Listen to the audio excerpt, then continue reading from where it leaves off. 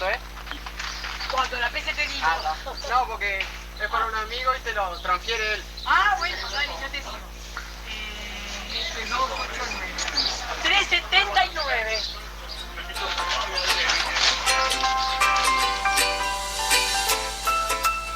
El economista callejero.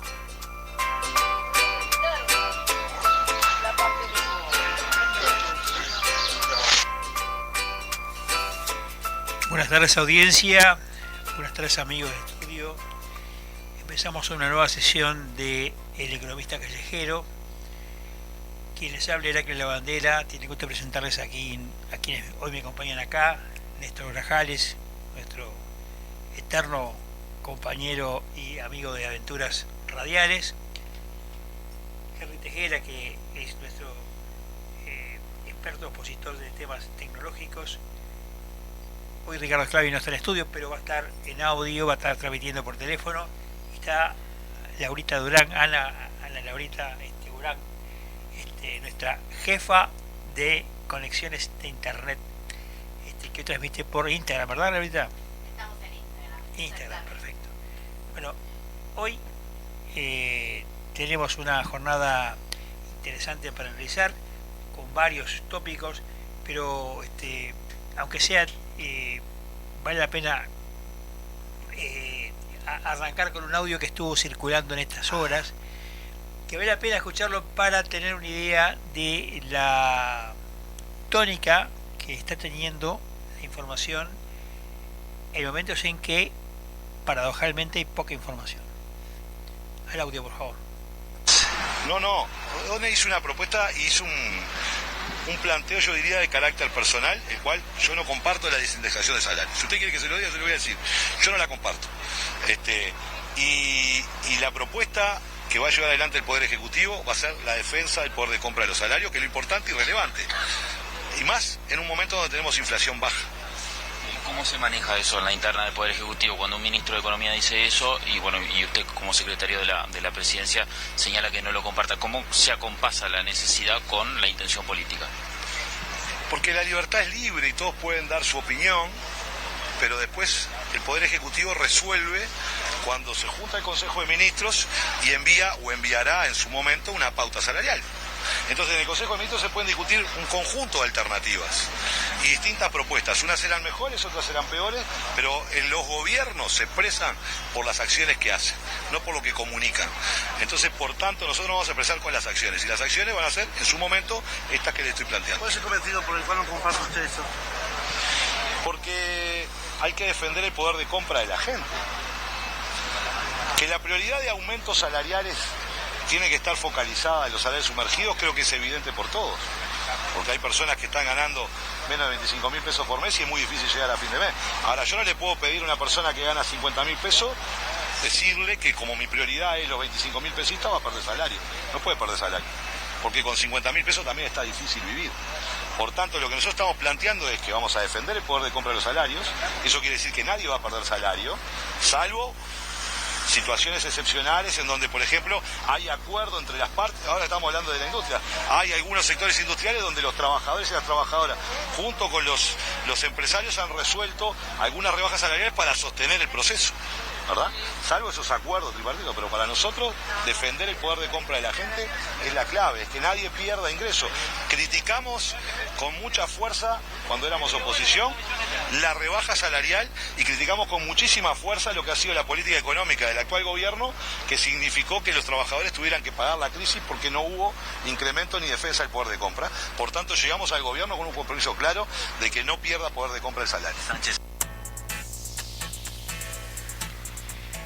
Bueno, quien hablaba era el promitente secretario de la Presidencia, Pacha Sánchez, que valía la pena escucharlo porque ahí contextualizaba, sin observar quién lo decía, pero sí viendo que ahí era notoria la oposición de lo que mencionaba Odone y a lo que él se refería, que resultaba, digamos, inconsistente o algo rechazable.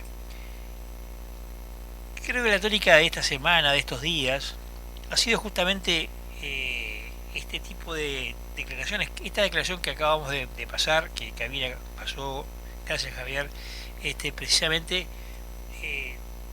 fue desde hace 2 días creo, un día, pero no importa, digamos, no es la noticia fresca del golpe, como quien hace una declaración ahora, sino para ver el contexto.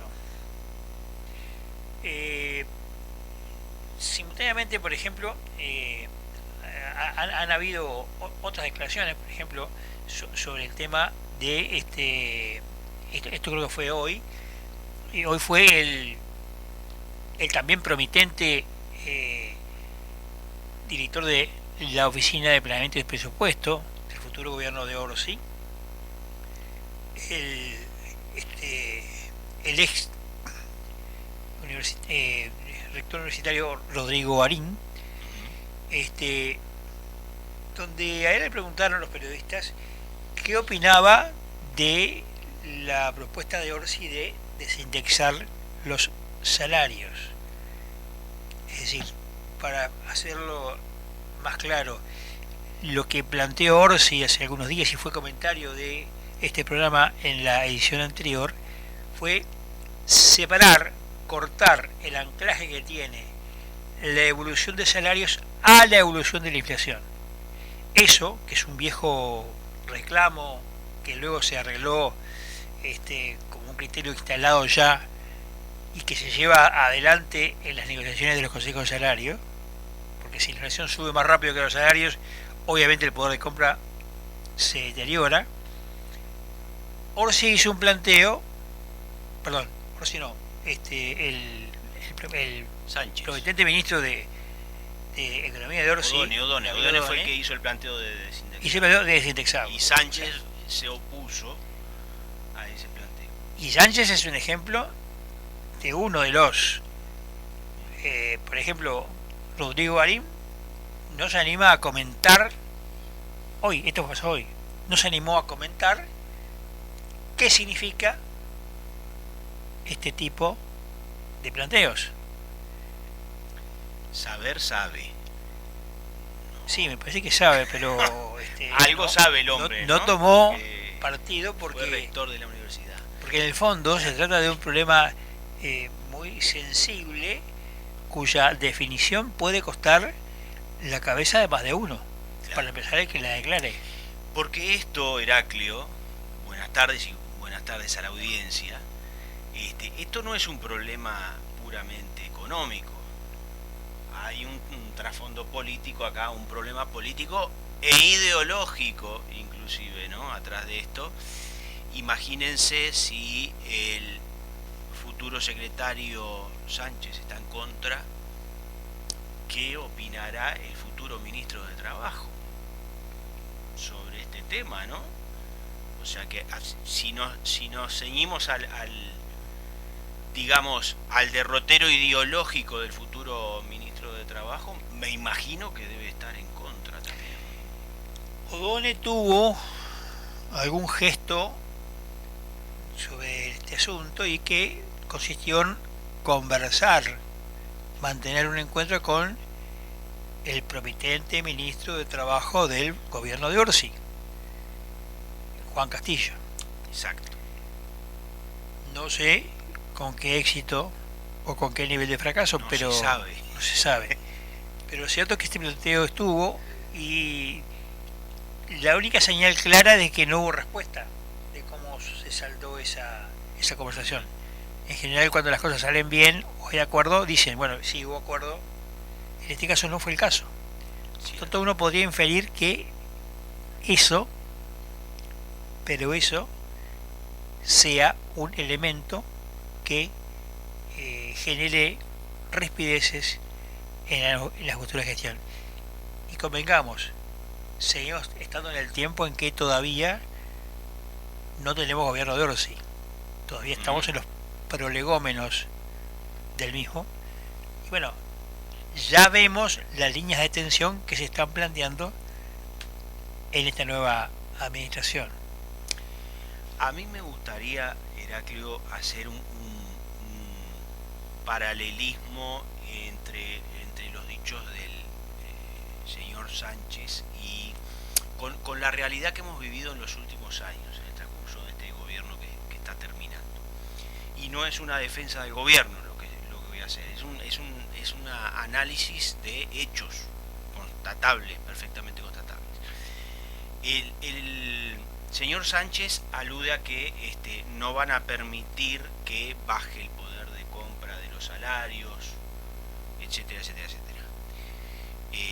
A mí se me hace que eso lo dice como de alguna manera queriendo ponerse en la vereda de enfrente o en contraposición con lo que supuestamente ha ocurrido en este periodo de gobierno. Vale destacar que los salarios reales en este periodo de gobierno están llegando a niveles incluso superiores a los de prepandemia. Y yo creo que esto es bueno destacarlo porque a pesar de el freno de mano que tuvo nuestra economía con esos 2 años de pandemia que fueron crueles, a pesar de eso se logró recuperar el salario real que en ese periodo se perdió y se pasó a niveles mayores. Pero muchos actores, Heraclio, dicen, uy, pero lo que se perdió, se perdió. Bueno, a ver, se perdió salario real. Es cierto que hubo que hacer como una especie de renuncia en los momentos más crueles de la pandemia. Pero es ahí donde está el valor de la flexibilidad de las cosas. Porque en el momento de pandemia lo que estaba en juego era: mantenemos el poder de compra y hay gente que se queda sin trabajo, o preferimos que la gente tenga trabajo y por lo menos pueda subsistir. Yo creo que eso es lo que estaba en juego en aquel momento. Yo creo que, y no en vano, los hechos de aquel entonces que indican que se procesaron esas diferencias y se llegaron a acuerdos. Se llegaron a acuerdos de desistir de mantener el poder de compra temporalmente a favor de mantener el empleo, y a posteriori se produjo una recuperación de acuerdo a lo pactado por el Ministerio de Trabajo, una recuperación del salario real. Yo creo que es bueno destacar esto, porque a veces la flexibilidad o la ideología pura o el dogmatismo puro puede llevar a, bueno, no nos puede conducir a buen puerto. Yo creo que hay que tener pragmatismo, flexibilidad, sentido común para adaptarse a las circunstancias, que fue lo que pasó en la época de pandemia. Me fue muy largo, perdón. Vamos a la tanda, por favor.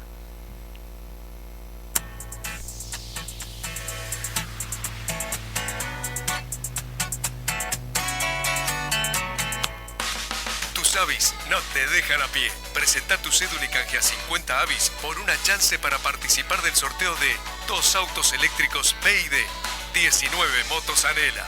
Además, podés ganarte 500 vales valor 1.000 pesos cada uno en el pago de tus facturas en nuestros locales. Vos podés ser el ganador. Te esperamos. Más información en habitat.com.uy. Si te digo carnaval, vos andá a Habitat. Adquirí tus entradas y disfrutá del carnaval. Desfiles de llamadas, teatro de verano.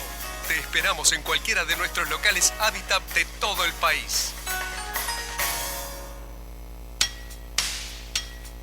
Cuando necesites solucionar de modo fácil los trámites difíciles en BPS, DGI y Ministerio de Transporte, consulte a los gestores de gestiones.ui.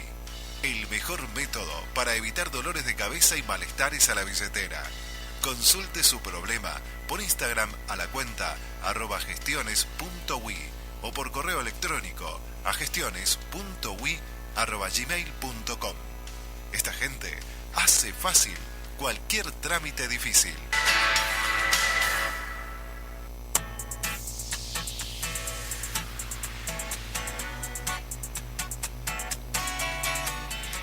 Bueno, y seguimos otra vez en El Economista Callejero y escuchaba lo que tú decías, Néstor, y pensaba, ¿qué imagen daría que Rodrigo Ferrés saliera, el presidente, el prosecretario de la presidencia, Sí. saliera a desmentir a Azucena Arbeleche o a poner en duda lo que dice el presidente Luis Lacalle? Y lo menos que dirían es que son una murga, diría, una cosa así. Bueno, pero eso es lo que de alguna manera en estos días sucede, porque también creo que en el apuro por marcar la cancha se está omitiendo el hecho de que se sortean rápidamente y sin ningún tipo de pudor las líneas jerárquicas políticas del nuevo gobierno que asume. Y de alguna manera la mirada y los dichos de Orsi están más que condicionados por 65 actores del propio Frente Amplio que está por asumir el gobierno en unos días. Es cierto, esa dificultad con esa escala jerárquica o interpretación de los roles y el lugar que ocupa cada uno es bastante recurrente en los gobiernos del Frente Amplio. Por lo menos del presidente para abajo. Porque hay una cosa cierta, en el caso de Tabaré Vázquez siempre ejerció un liderazgo muy fuerte y él tenía la última palabra. Pero de Tabaré Vázquez para abajo siempre tuvieron esa dificultad en el manejo de las jerarquías y los roles. Es famosa la anécdota de cuando Vázquez asumió la intendencia de Montevideo, creo que en la primera oportunidad, en una polémica que se armó en la sede del Frente Amplio, Vázquez se paró arriba de la mesa y dice, bueno, que el que manda soy yo, ¿no? Una onda así. Bueno, la era cosa. así, ¿no? Era así. Pero eso refleja un poco el escenario, que no se ha repetido luego en otros mandatos de los gobiernos del Frente. A mí me parece que ahí veo una dificultad, a ver, estoy especulando, lo admito, veo una dificultad, porque estamos viendo que esos vicios en el manejo de las jerarquías y los roles que ha tenido el Frente parece que en este caso se vuelven a dar, pero Orsi no es Vázquez, ¿no? Entonces ahí veo un problema. Pero bueno, el tema es que los pingos se ven en la cancha. A ver, esperemos que el señor Orsi asuma y empiece a gobernar a ver lo que resulta. Estos son como pronósticos del tiempo.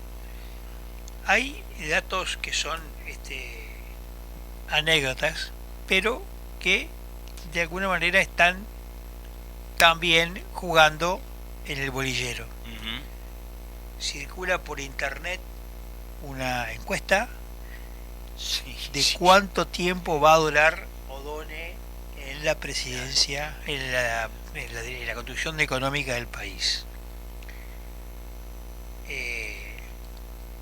Esas encuestas me parece que son más ruido que otra cosa, pero Sí, claro. de alguna manera esa es la lógica. Y además Valor estadístico no tienen, está no claro. tiene. Pero son un indicador de qué, de que el tema está instalado, que se está hablando y que hay gente que, bueno, tiene duda acerca de la continuidad del ministro, porque si no, ¿de dónde puede salir ese tipo de propuesta, no? Pues fíjate La que idea está instalada. en ese ejercicio, digamos, de marcar la cancha en el sentido de lo que cada sector cree, se ha generado un mercado de opiniones a veces notoriamente contradictorias, y eso Sí, claramente. no es gratuito. Claro. Y eso en economía pesa. En economía eso pesa mucho porque ese tipo de, declaraciones, desavenencias, van creando un clima no muy propicio para los negocios, no muy propicio para las inversiones, Y algunos síntomas hay, ¿no? Porque ya hemos hablado acá Sí, en esta claro, mesa claro. sobre la deserción de algunos emprendimientos. Ya es recurrente la noticia lamentable a veces de que cierra una fábrica, de que se va a Exacto. otro emprendimiento, y esos son indicativos de que existe en cierto nivel empresarial temor del desarrollo económico futuro, preocupados por las regulaciones, por los costos que se generen de otro Exacto. tipo y los problemas, que eso se revela en costos luego, de operativa laboral, ¿verdad? Ujú. Entonces, como pasó en la empresa japonesa esta que se fue porque un tercio del año le hicieron paro. Entonces, creo que de alguna manera eso, como decís vos, es un pronóstico del tiempo. Es de desear que no sea así, pero la economía tiene reglas muy claras. Si yo no te aseguro que vos, cuando inviertas en el kiosquito que vas a poner allá,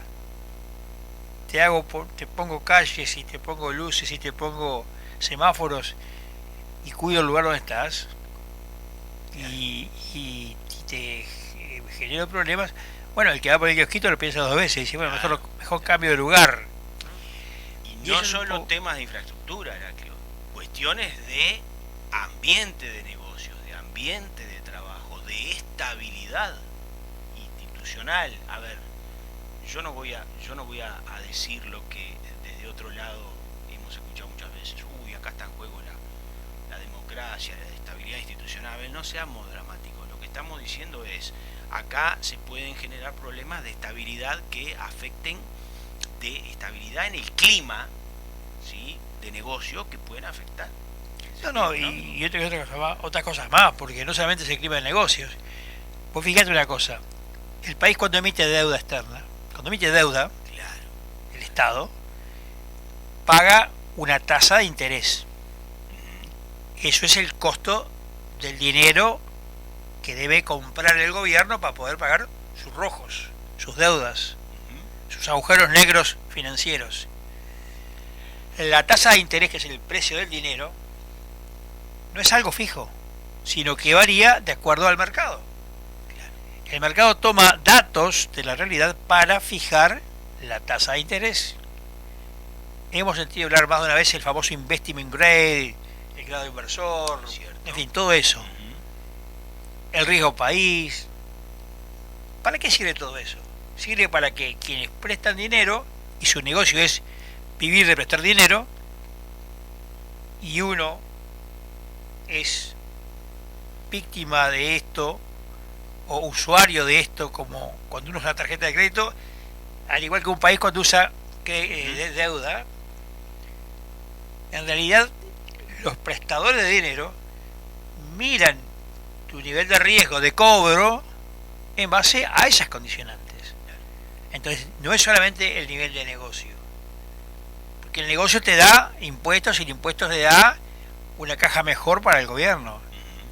También es la posibilidad de recobro que tienen los prestadores. Por lo tanto, no es solamente que se afecte un aspecto meramente comercial, que ya es mucho, porque implica temas de trabajo, gente con desempleo, en fin, digo, riesgo, ¿verdad? En ese sentido, que nadie desea, pero si yo genero condiciones negativas al que invierte, seguramente va a repercutir negativamente, de modo negativo, sobre aquellos que van a poder abrir una fuente de trabajo.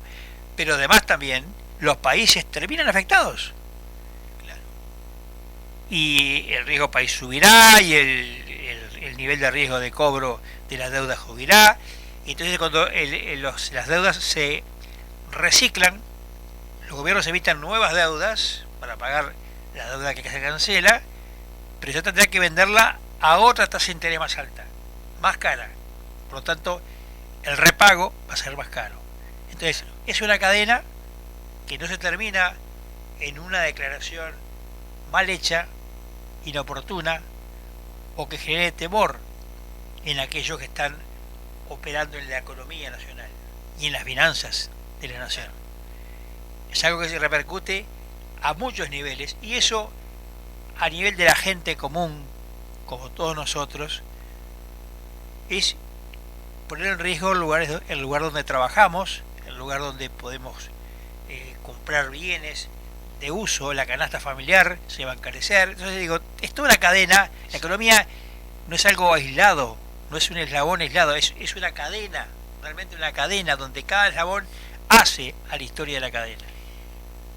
Mencionaste el tema costo de vida, recién hablabas del encarecimiento de la canasta. Bueno, ese tema, ha sido soslayado, mencionado varias veces, en varias oportunidades en los últimos tiempos. Se ha hablado, se ha metido hasta en la campaña política inclusive el tema del costo de vida, ¿no? Claro. Que no es novedad que es alto. Ahora, ojo cuando metemos presiones que lo que van a hacer es subir el costo. Recién lo decía Pacha Sánchez, Alejandro Pacha Sánchez, decía, la inflación es baja. La inflación es baja porque entonces el costo de vida por lo menos está más contenido que si la inflación es alta. Claro. Explicado en sencillo, si yo al principio de mes cobro 10 bolsitas de arroz, la inflación hace que yo a fin de mes tenga 9 bolsitas de arroz.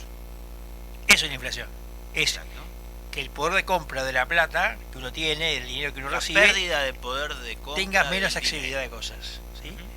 Entonces, todo esto es una cadena, es un eslabón más, y el tema de la inflación es un tema recurrente. Este gobierno recibe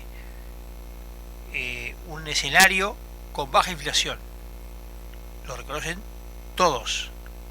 Lo dicen las cifras oficiales, que no son inventadas por este gobierno, sino por los funcionarios de carrera del Banco Central y de las unidades de análisis económico que el país tiene. Es una variable que siempre estuvo dentro del rango meta. ¿Sí? El tema está, y es el riesgo que Adone tiene, y es el riesgo que Adone no quiere correr. Él ha hecho alguna declaración en ese sentido, que la inflación vuelve a dispararse. Porque la inflación se dispara si las cuentas del gobierno no cierran y hay que emitir más deuda o hay que emitir más plata para poder controlar los precios o para poder tener más dinero, o se aumenta la tasa de interés en la tarjeta de crédito y entonces uno no se da cuenta, pero cuando uno va a comprar con la tarjeta al supermercado las cosas salen más caras. Exacto. Porque se paga más tasa de interés por el crédito que te da la tarjeta. Entonces nada es independiente de estas cosas. Absolutamente. Lo que diga el señor Juan Castillo en forma inocente y alegre, mirando la cámara, diciendo no, haciendo un discurso con características papales prácticamente, tiene consecuencias. Claro. Y eso es importante que él y otros más, digo Juan Castillo, pero son todos los actores del nuevo gobierno que se llega, que lo deben tener presente para que la gente y la economía y el país viva tranquilo. A la tanda, por favor.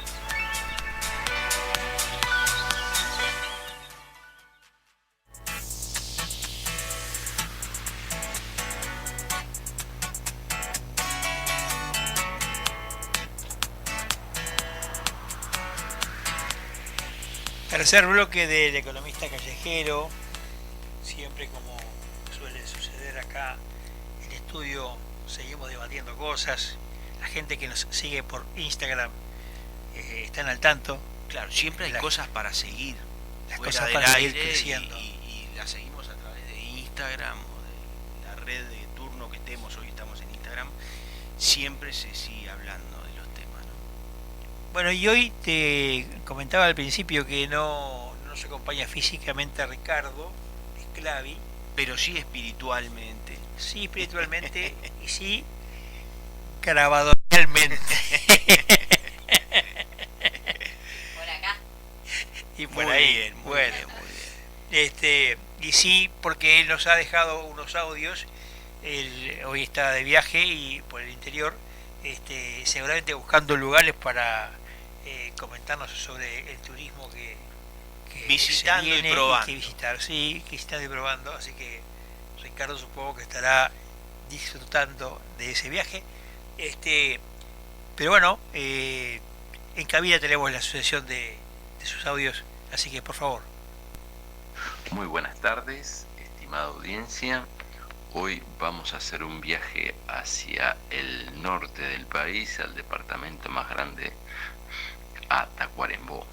Allí recorreremos la ciudad de Tacuarembó y otras ciudades del departamento que tienen lugares donde mostrar parte de la historia, del patrimonio y de la vida del país. Pero antes vamos a recordar algunos acontecimientos de febrero, que estamos en curso aún. Desde el 14 de febrero hasta el 7 de marzo, el Carnaval de Rivera con Escolas dos Zambas, Candombe Uruguayo y el trío eléctrico que se le llama a un conjunto en el cual va a cantar Lucas Hugo. Desde el 1 de marzo al 8 va a haber carnaval en Melo, otro lugar a visitar.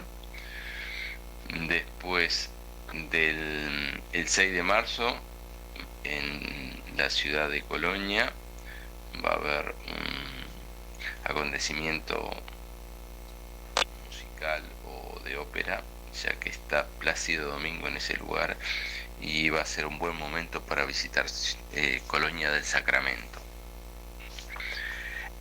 Y desde el 15 de marzo al 23 de marzo se va a realizar la fiesta de la Patria Gaucha. Por eso les preparamos algunos lugares para ver, además de ir a la Laguna de las Lavanderas, lugares para ver en Tacuarembó y en las ciudades de Tacuarembó. En San Gregorio de Polanco, por ejemplo, hay 3 lugares, o incluso más, porque el Museo Abierto de Artes Iberoamericanas de San Gregorio de Polanco, o MAIS, como se le denomina la sigla, es el arte mural, el arte local puesto en relieve de muros y de casas, algo que se gestó en 1993 cuando 50 artistas hicieron 25 obras en paredes y muros. En el 2000 hubo un agregado de obras escultóricas y hoy es un clásico ir a San Gregorio de Polanco a ver este museo.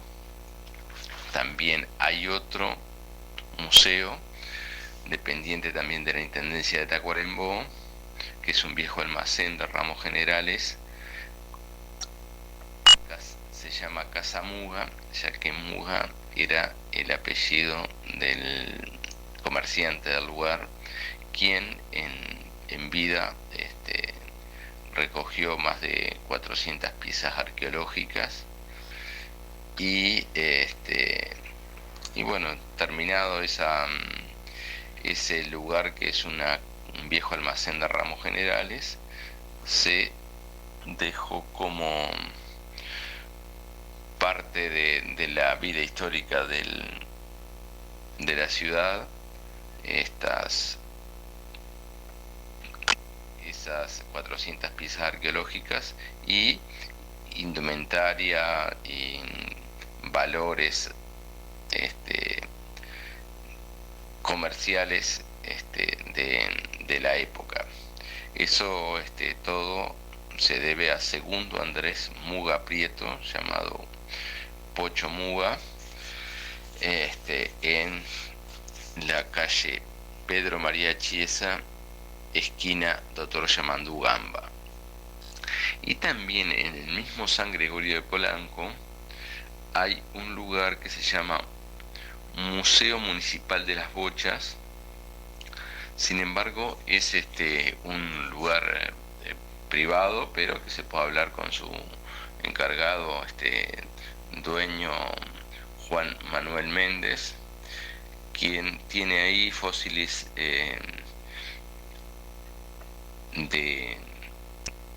y fósiles de animales antiguos,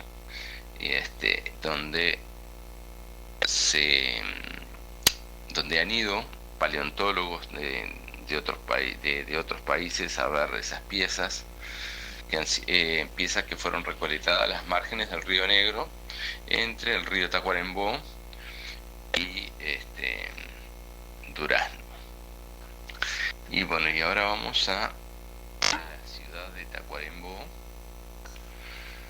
Tenemos un museo de memorias del Pago, donde está la pulpería de los Matos. Esto es en calle Luis Alberto de Herrera 250. Esto fue inaugurado en el año 2006 y tiene tradiciones urbanas y rurales, personajes ilustres de Tacuarembó y reproducción de un asentamiento rural. Esto está encauzado como que es de arte, de historia, de antropología, de ciencia y tecnología.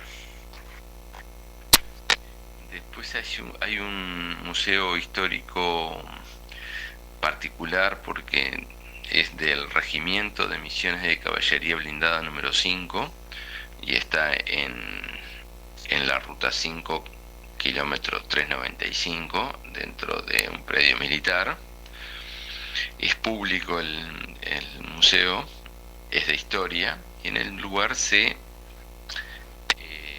exhiben armas, armamento, equipamiento, mobiliario que describe la historia de la unidad de caballería Misiones, que tiene un importante arraigo en la comunidad de Tacuarembó.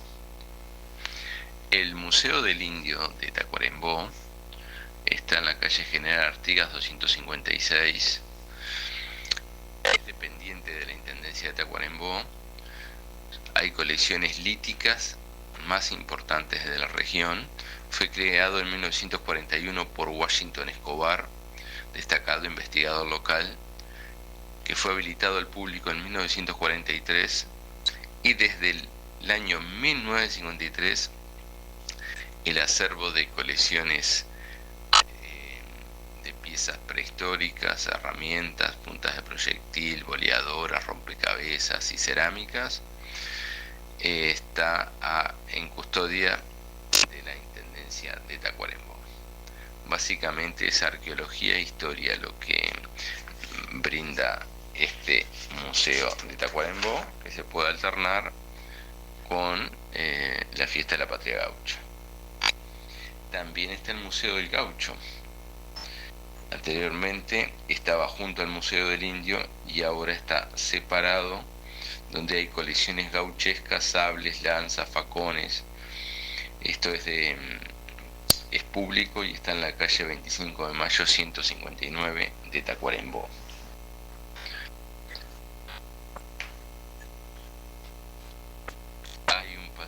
Hay un museo de artes visuales de Tacuarembó, creado por una resolución de la Junta, y que tiene más de 100 obras de más de 100 artistas del departamento y del país, porque fue creado con la misión de rescatar, preservar, investigar, exhibir y comunicar el patrimonio cultural de artes visuales. Este está en calle 25 de Mayo 163, también en Tacuarembó, y toca solamente al arte. Bueno, y nos quedan dos museos más. El Museo de Geociencias, que está en la calle Artigas 191, dependiente de la Intendencia de Tacuarembó, inaugurado en el año 89. Tiene colecciones de fósiles encontradas en el norte uruguayo, mamíferos del Cuaternario. El Cuaternario es un periodo que se inició hace 2.600.000 años, con una característica de fluctuaciones climáticas. También hay restos de moluscos del Jurásico, un periodo entre 200.000 y entre 201 y 145 millones de años. En el mismo también hay juegos interactivos para aprender sobre lo que hay en el museo. Y hace pocos días, el 19 de febrero, se instauró una réplica del Torvosaurus realizado por el artista Allen Martínez, a raíz de un descubrimiento en una cantera de unos 20 dientes de Torvosaurus que vivió hace unos 150 millones de años, y de que se han encontrado en otras oportunidades también restos. Esto es un lugar muy interesante, que no hay otros museos en el país de este tipo de actividad científica. Y por último, hay un museo del Forte, que depende de una persona física, que es un privado, que está en un conocido hotel del lugar, por la Avenida República Argentina, y posee 27 vehículos en total Forte. Es un lugar pintoresco. Los Forte son conocidos en la ciudad porque cuando hay que animar alguna fiesta, muchas veces salen por la ciudad. Incluso hay más lugares que se pueden usar, decir como que son de colecciones o coleccionistas, o que tienen una beta museística, debido a que tienen un riguroso acompañamiento científico de lo que se expone, como un museo de la Coca-Cola que está invisibilizado pero que existe en Tacuarembó, así como puede haber algún otro que no tenemos datos. Por último, agradecer a los que nos escuchan, a los que están dependientes de la economía y del turismo, a la gente que nos escucha a través de Instagram, a la gente de Piria Travel, a la gente que nos escucha también después en YouTube. Hasta el próximo lunes.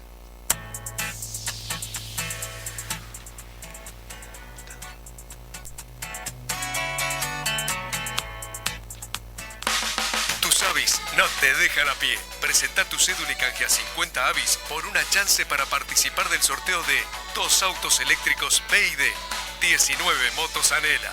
Además, podés ganarte 500 vales valor 1.000 pesos cada uno en el pago de tus facturas en nuestros locales. Vos podés ser el ganador. Te esperamos. Más información en habitat.com.uy. Si te digo carnaval, vos andá a Habitat. Adquirí tus entradas y disfrutá del carnaval. Desfiles de llamadas, teatro de verano. Te esperamos en cualquiera de nuestros locales Habitat de todo el país. Cuando necesites solucionar de modo fácil los trámites difíciles en BPS, DGI y Ministerio de Transporte, consulte a los gestores de gestiones.ui. El mejor método para evitar dolores de cabeza y malestares a la billetera. Consulte su problema por Instagram a la cuenta @gestiones.ui o por correo electrónico a gestiones.ui@gmail.com.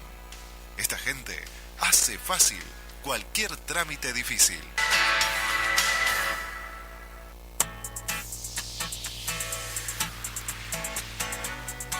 Bueno, Heraclio, antes de darle paso al informe de Henry, déjame mandarle un saludo al aire a Ricardo, que nos está viendo por Instagram, y a pedido de él voy a mencionar 2 museos más que no estaban en el informe. Lo tenemos que hacer porque especialmente si no mencionamos el Museo Carlos Gardel en Valle Edén, seguramente le prohíban la entrada a Tacuarembó, a Ricardo. Sin duda. Así que estamos mencionando, a pedido de Ricardo, el Museo Carlos Gardel en Valle Edén y el Museo de la Represa del Rincón del Bonete. Dos museos que faltaron en la lista exhaustiva que hizo Ricardo, con una cantidad de propuestas museísticas, no sé si está en el diccionario esa palabra, bueno, museísticas para acompañar el evento de la Patria Gaucha que en estos próximos días se va a desarrollar. Nada más. Excelente, excelente. Bueno, como siempre está nuestro querido compañero y amigo Henry Tejera, y hoy nos trajo algo sobre un nombre rarísimo para quien no conoce el tema. Y bueno, contanos en qué consiste esto de Swiss Jacking. En abril del 2023, la oficina del FBI en Denver publicó una advertencia en Twitter, ahora conocida como X.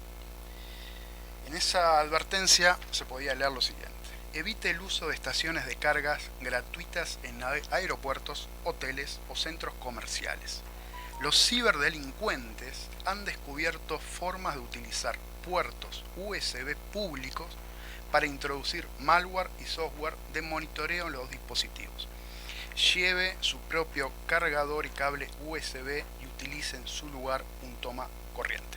Acá básicamente lo que estaba haciendo el FBI es diciendo, ojo, que si vos enchufás tu teléfono, tu tablet o tu computadora en una de estas que se llaman torres públicas, que acá recién están apareciendo, pero en el mundo hace muchos años que existen, sobre todo en los aeropuertos, por ejemplo. En Tres Cruces. En Tres Cruces tiene un par, al menos.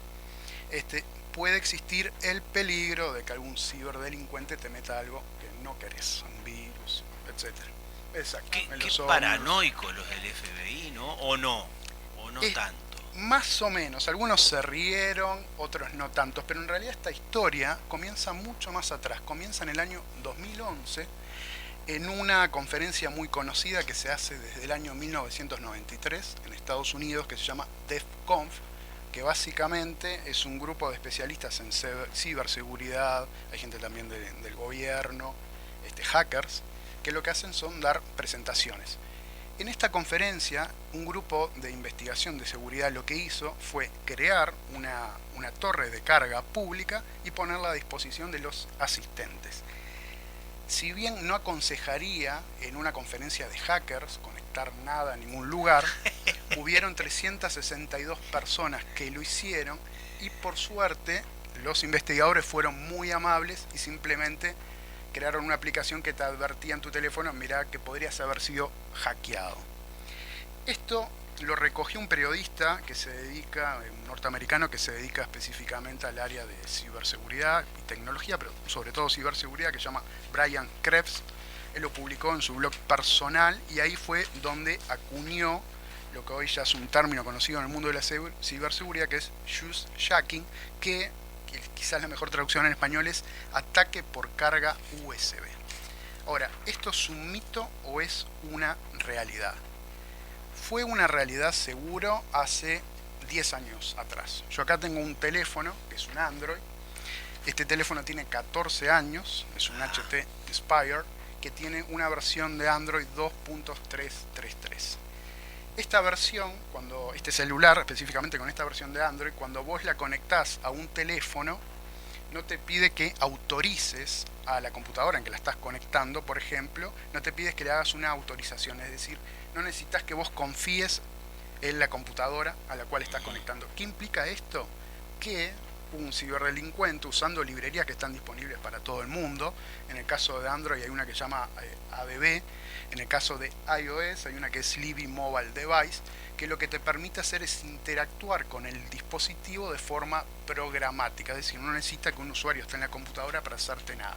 Se pueden crear scripts que, por ejemplo, te bajen los datos, te roben los contactos o incluso hagan llamadas por voz, bueno, etc. Entonces, ¿es viable un ataque de este tipo? Seguramente lo fue hace 10 años. Obviamente con el desarrollo tanto de los fabricantes de hardware como los fabricantes de software, en este caso los sistemas operativos, básicamente Google y Apple, para iOS y Android, fueron evolucionando e implementando medidas para prevenir este tipo de ataque. Sin embargo, de vez en cuando aparece alguna vulnerabilidad en alguna versión específica. Por ejemplo, iOS 7 tuvo este problema y era vulnerable a este tipo de ataques, pero rápidamente se van corrigiendo. De todas formas, en la época actual sigue siendo un riesgo cargar dispositivos en torres que sean públicas, ¿no? Que vos no tengas el control. Se ve ajeno. Ajeno, exacto. ¿Cuál es el problema? Esto es un problema de confianza. Y acá hubo un traslado de quien se consideraba que era el actor malo. Por ejemplo, si yo iba a conectar mi teléfono a la computadora, el actor malo podía ser la computadora, porque yo tengo que decir que confío, y la computadora puede desconfiar de mi teléfono. Con el correr del tiempo se implementaron medidas para que esa confianza se fortalezca y no tenga problemas. Ahora, el mal actor es el cable. Hay cables, hay uno específico que es el más popular, que es OMG, lo pueden buscar así, OMG, que no es un cable común y corriente, sino que es un cable que tiene un microchip que se puede programar y también se puede hacer un punto de acceso Wi-Fi. ¿Qué se puede hacer con este cable? Muchísimas cosas. Para empezar, como es programable, vos podés a través de script, y tiene un lenguaje específico, es Donkey Script si no me equivoco, se pueden hacer lo que llaman payloads, que son básicamente programas que automatizan, por ejemplo, la descarga de datos o las pulsaciones del teclado, etc. También otra cosa que te permite hacer es, al tener un dispositivo que vos podés poner un punto de acceso de Wi-Fi, una persona que esté a 30, 40 metros puede ver en tiempo real lo que estás tecleando, porque podés hacer lo que se llama un keylogger, que básicamente es ver las pulsaciones de las teclas. Entonces, es una realidad, ya existe y esto se vende, cualquiera lo puede comprar. No es barato, sale a partir de $179, un cable de este tipo, y obviamente que no se vende como una pieza de hacking, sino para los especialistas en seguridad que hacen pentesting, que prueban, digamos, pero lo cierto es que cualquiera lo puede comprar. De todas formas, acá hay una cuestión de costo-beneficio, ¿no? Es muy difícil que una persona, capaz que en 3 cruces, compre 10 cables de estos que salen $179, evada la seguridad de alguna forma, los instale y etcétera. Pero técnicamente es asible y es viable, exacto. Después, ¿qué hacemos para protegernos? Bueno, hay algunas medidas que podemos tomar. La más obvia es desconfiar. Si tenés miedo, desconfía. Lleva un power bank, conectalo a tu power bank o conectalo, si tenés la posibilidad, directamente a un toma corriente en la pared. Después, si bien ahora las nuevas versiones de Android y iOS es poco probable que te pase, tenés la posibilidad de desactivar la transferencia de datos cuando vos los enchufás automáticamente. Podés decir solo que sirva como carga y no transferencia de datos. Pues ese es el problema. El USB transfiere energía y transfiere datos. Y hay un hardware que vulgarmente se llama preservativo USB, pero así lo podés encontrar, que lo que hace es un USB que vos conectás a tu cable de carga y anula físicamente la transferencia de datos y solo deja pasar la energía. Entonces, no es un mito, existe. ¿Es probable que te pase a vos en 3 cruces? Sí, quizás no. Posiblemente este tipo de ataques se empleen para lo que se llaman personas de interés, ¿no?